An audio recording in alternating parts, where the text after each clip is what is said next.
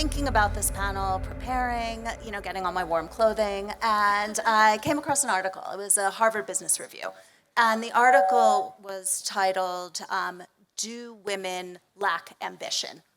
And I thought, shame on you, Harvard, because that's clickbait, okay? And then I read the article, and the answer, of course, is resoundingly no. But because women and many disadvantaged audiences don't have the social constructs to support them, they are in turn forced to express their ambition differently and to define maybe what ambition looks like for them. So with that, I'm going to turn that question on you, and I'm going to ask you, how do you first define ambition, and how do you express it? And I'll start with you, Miata. I would say the way I define ambition is your why. It's your driving force. If you have that driving force where you have a goal, nothing else matters. Everything else falls to the wayside. And that ambition is going to be that fuel to drive you. How do you express it in your professional life? Boldly. Love it. You have to. You have to, if you have that goal and you have that vision, you have to show up unapologetically, where that is sometimes not, is frowned upon. But if you have a great support system and you have that vision, you definitely have to show up bold. What about you, Candace? Sure. So I think about ambition as, similar to what Miata said, but about meaning. Like, what am I working on, or what am I working towards that is personally meaningful for me, but not just in a singular perspective, meaning in the collective. Not just about how am I advancing myself or my specific project or whatever it is my goal is, but also how am I advancing, like what can I do that is collectively pushing a unified goal forward. And then, you were going to ask, how do I... So if you've defined it, how do you express it? How do I express How does it? it live in the world? So I treat ambition a little bit how I would treat, a general strategy for work. I have a strategy around ambition and, what is it? I treat it as a goal, and what am I going to do to achieve that goal? But again, I really think about it from a personal but also a collective perspective, and trying to figure out, how can I collectively advance my community? How am I going to collectively advance this particular goal? How can I support and move my team? So I think about it kind of in a duality. Nice. What about you, Luana? Hi, everyone. Hola. Hola. So Brazil's in the house. Woo! And Global South. So how do I express my ambition, or what's the definition of ambition to me? For me, ambition is the ability basically to keep your dreams big, because sometimes with the hurdles we face, we tend to somehow dream small, because we are facing hurdles and we try to adapt our dreams to the circumstances, and we should keep our dreams big. And for me, I always try to invite folks around me to do a radical imagination exercise. So imagine a world where every individual could thrive, regardless of their race, gender, origin. This is an ambitious dream, but we all can dream. Are we all with my dream here? Okay. So it means that if we can have a collective dream, we can make that true. And for me, the expression of my dream is exactly that. Is the way I can basically invite other people to dream together, but beyond dreaming, we need to take action, especially in moments where we face backlashes or hurdles. Yes, I'm really energized by that, and I can't think of a better backdrop to dream big against. I mean, big mountains, big world. So what scares people, of course, about ambition is ambition shows an inclination for power and a hunger for power, and people get scared about giving away power. Do you have an example from your life or career where you felt someone was trying to thwart your ambition or take away your power? And what did you learn from it that you could share with the audience? And I'll start with you, Luana, just to mix it up. Yes. For me, when I think about ambition and somehow a pivotal moment where I could use my ambition for the thing that matters to me, as we were talking about the why piece, is that when I firstly founded my organization, because if I would actually keep the pace of my family, I would stay in a big company, which is good, but I didn't find the place that I could have my voice heard in the companies I was before. So I had to listen to myself, my inner self, and find a way out, which wasn't that easy, but I need to actually be ambitious enough to keep dreaming big, dreaming the dream of the quality, and make that come true. And then another pivotal moment now is like working with AI to scale this and making more people, thinking about equality, and basically having like racial and gender literacy in Brazil, which is a huge ambition in a country where most of us are Black or Indigenous, but we don't make a way, or we don't make a place in stages like that. So I keep being ambitious, and even if it may be framed as being angry or, somehow aggressive, I keep looking at myself and seeing that that's the right direction I need to go.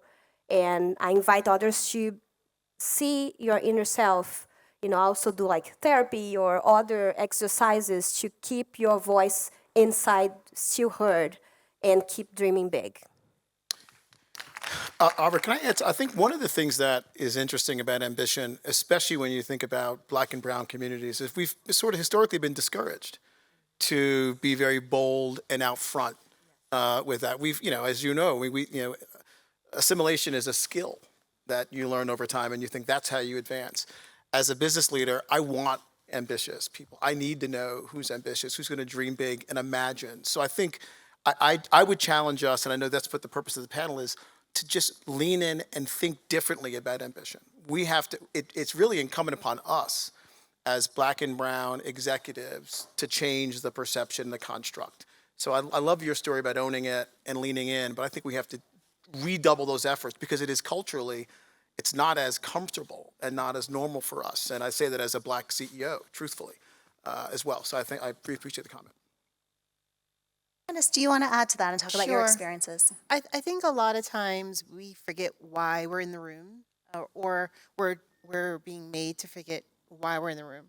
So I think that I kind of approach it from an area of intersection, diplomacy as well as disruption.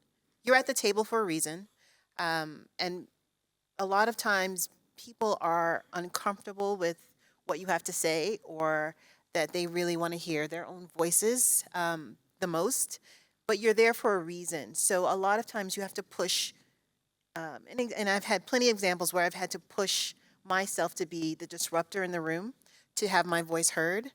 But you also have to remember, well, for me, and I work in corporate spaces, this is, you have to just, they're not, everything is not the same, your construct is not the same.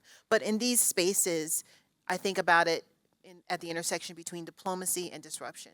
So yes, I want to get my point across. Yes, I want to, I know why I'm here in this room, and I think that you need to hear what I'm saying. But there's also a level of diplomacy of trying to stakeholders in a room get their buy-in so that you can get your idea and your construct, move your idea forward, your dreams forward. I love the Venn diagram of diplomacy Yeah. and destruction. I think that can take people very far, so that's exciting. What about you, Miata? I agree with you wholeheartedly. I think that disruption, being disruptive, is extremely important when you're thinking about ambition and strategic. When you have the powers that be, is exactly what you talked about, being kind of not being comfortable with your ambition. You have to be strategic in how you maneuver those waters. An example is we are an award-winning creative agency, and we were working on a global campaign during COVID. And many people, we got a lot of naysayers, a lot of no's. And coming from a female-owned agency that looked like us, many people were confused and uncomfortable with taking direction and lead from us. So we had to be diplomatic. We had to find who our allies were. We had to be very strategic in how we moved through those murky waters. And I think that was very, very, very effective in making sure that you have a strategy and a roadmap. I want to jump on that dance you're talking about, right? You use the language of comfort, but another language, another word that's associated with ambition and power is confidence, right? And you want to, and you have every right to show up as confident. But then there's that funny dance of, well, if you're too confident, oh, she's cocky, he's arrogant. And if you're not confident enough, oh, she's soft, or oh, he doesn't have gravitas, which I think is a fake word, probably made to hold people back. So I'd love to hear from this panel, and Chris, if you don't mind, I'd love to hear from you as well, which is we ask people and we encourage people, you should bring yourself to situations and be authentic to yourself. How do you match being true to who you are and what you're about in your style with the need to manage that dance and all of that, and that perception management? I'll start, and I'll build on you. I'd say read the room. I show up every day as authentically as I can and as I need to be, recognizing the moment in time we're in, an incredibly polarizing moment in time. But so I do think read the room, read the situation. There are times when I need to use my title for good, and I do, and I can throw it around and I can get things done. There are times when I need to sit back, as you know, and those who know me know, and just sort of watch and learn and listen. But I would say much more. I think as you come up in business and in nonprofits, you start to figure out sort of who you are and the power of your voice. And I think that's important. And I think the process is the journey is as important as the outcome.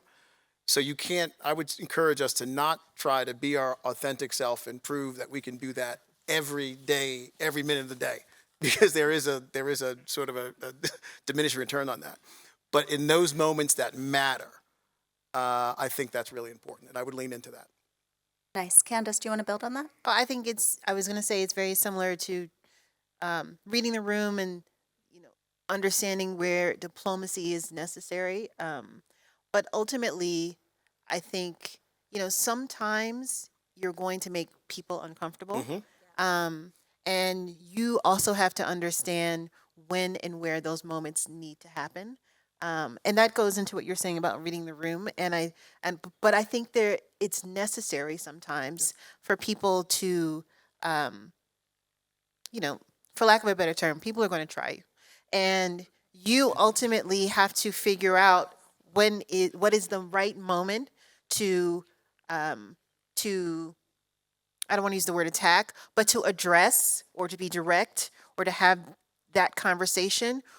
And you also, again, outside of that moment, you are building stakeholder you're building allyship, you're building your stakeholders. You may have already seeded those ideas to people before you've even come into the room, so that you have people already aligned before you're getting there. And that, all of it, back to what you were saying, is strategic in terms of how you're bringing your ideas to the table. It really is, you really have to pull back and think about, like, what am I trying to achieve here and how I'm going to get this over the line. Nice. And what about you, Luana? How do you reconcile big dreams with reading the room and sometimes challenging audiences? So I would say, reading the room is really important, but I try to do an exercise to somehow balance the internal noise and the external noise, because both of them are in our head and in our surroundings. And we need to actually try to get strategies to better navigate with what we feel that's right, and maybe what's our surroundings are more keen to listen, and sometimes we make them feel uncomfortable. But that's maybe the moment to make them feel uncomfortable, but we need to be diplomatic. So I always try to analyze if I'm balancing my internal voice and the external ones, to try to better navigate. So it's a strategy. There is no one size fits all or one answer, but I think we need to constantly read the room, but also try to balance your internal voice and the external noise. It's great guidance. Miata, anything to add? I think You got it. Amazing. So I want to get to a pragmatic place, which is what do we ask of allies who can help facilitate ambition, who can help redefine and change the distribution of power? I think probably one of the biggest issues is people with, I'm going to give them the benefit of doubt that they want to do the best. Their approach is a little performative. Didn't need that post, but thanks. So what's some pragmatic, useful advice that might actually start to shake things up in the world where we operate and open the door for more ambition and a change of power? I think we have to ask our allies to be open and their perspective, understanding where they're coming from. I think that a lot of times, as you mentioned, it can be performative, and understanding the true idea of what collaboration means. If they believe in you, and sometimes taking a chance, I think is also very important. You have allies that would say they're going to take a chance, but are they going to put their money where their mouth is? Are they going to use their actions to get that person in the door? And just because you're being open and you're allowing for someone that may not look like you to come in the room, that doesn't mean that they are underqualified. More than not, they're overqualified. An example of an allied in the past that worked well for me was I cold called this ally, presented and pitched a bold idea that was disruptive to a massive campaign, to a massive publication. She was open to it. She took a chance, and because she took a chance, that campaign actually not only catapulted her career, but it helped get us in the door, and we became the agency of record for that massive publication. Nice, and I love the boldness behind the cold call and just going for it and just making it happen. What about you, Candace? I look for an ally to either echo a voice, uplift a voice, or expand multiple voices. So I think that they can take either one of those approaches. Echoing meaning, you bring an idea forward. Can your ally second your idea? Can they champion your idea forward or ahead to other people in the organization or outside the organization? Can they uplift you in a way in rooms where you may not be? Can they speak your name outside of the space of which you are sitting in? And then expand. How can they help take your idea or what you're trying to bring forward further? And so I think allyship can take multiple forms, but I think that those three ways are specific ways that I look for an ally's support. And I'd almost love to see a combination of what Miata said and what you said, Candace, because you've given really actionable guidance, but there also was a real intentionality, right, with the cold call. So also saying to somebody who you want to be an ally, I need your allyship here. Or, no, I didn't need the post, but thanks. This is what I need. I need you to second me, and that's powerful. I think so. I agree with everything that's been said, and one caveat. I sort of feel like allyship has evolved really over the last couple of years, and I think there are two camps. There's the camp of I'm going to post and I'm going to say things, I'm going to seek education and learn, right? And I appreciate that. Then there's the piece of the allyship or the ally that's much more like sponsorship. I've got a seat at a big table, and I'm gonna change a conversation. I'm gonna bring voice to a table where there's no voice. That's the bold, aggressive allyship I think we need today. And as much as I love the other allyship, I think we need to evolve to that.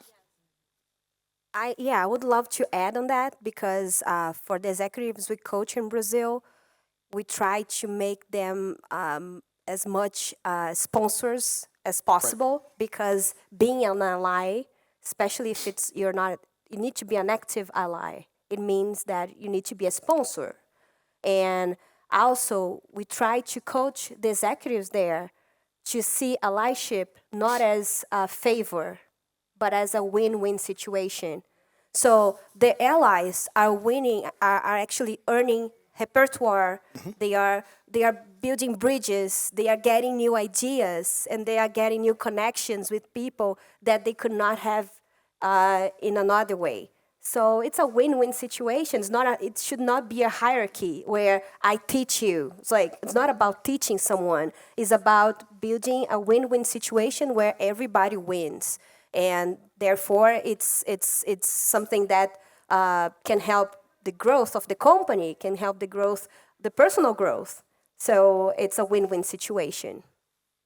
love all of this, and what we're really landing on is allyship 2.0, or an evolution of what an ally needs to be and do, and that's going to evolve and change what ambition means and what power means. So with that, I got one question left, and my question for you is, I suspect I'm looking at a lot of ambitious people.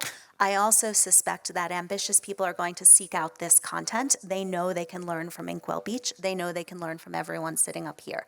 So my question for you is, what advice do you offer to somebody out there who's ambitious and looking to change the face of power? And I'll start with you and go right down the line.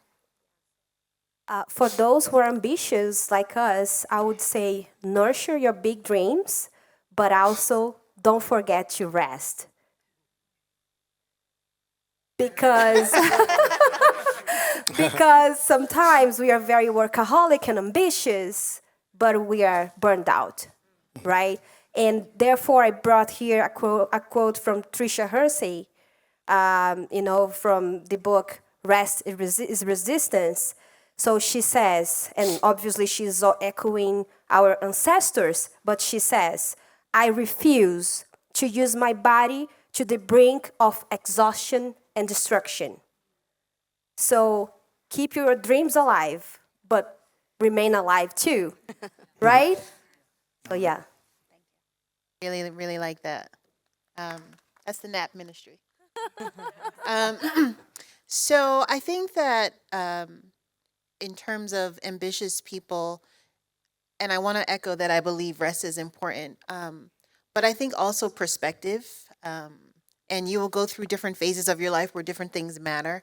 And so I think that if you can continue to, obviously you want to have dreams and you want to push your ideas forward or your goals forward, but also have perspective and have really take stock in your entire life, and that what you're doing has meaning. And I think that you want to think about legacy and impact and what you're doing, how can that make your life or someone else's life better. So I think that ambition can seem like checking the boxes, and I really try to think about ambition in terms of like whole self, whole goal, meaning, and purpose. Yeah, echoing what you said, I think purpose and legacy is at the core, and ambition is your North Star. When you figure out what your ambition is and that North Star, you move forward aggressively with intention, understanding that you'll have naysayers, but if you have that North Star, that is what's driving you. I agree with everything you said eloquently. I'd put a little different spin on it. I'd say I would remember and be mindful that the journey is as important as the destination. And there's so much I worry so much about blind ambition that we miss the learnings and the experiences that are going to help us be successful downstream. So take a beat. So as we're taking care of ourselves, look around and don't miss the journey. It's important. Thank you. This is an ambitious, powerful, and busy group. So thank you, everyone, for making the time for the Thank you. conversation. Thank you.